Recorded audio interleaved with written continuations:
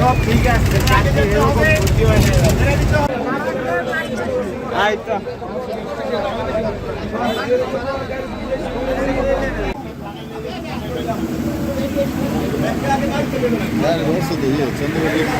চলো সিদ্দিকা মাতা সাল্লাল্লাহু আমি আসলাম এই জায়গায়।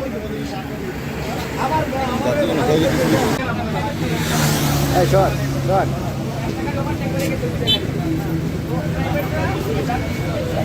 জামাত গেল।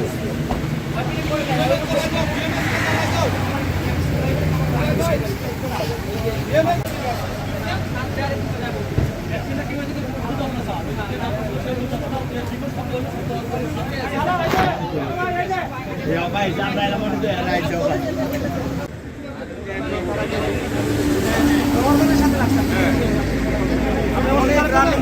ভাই আমরা আই করছেন আমার লই লড় আমরা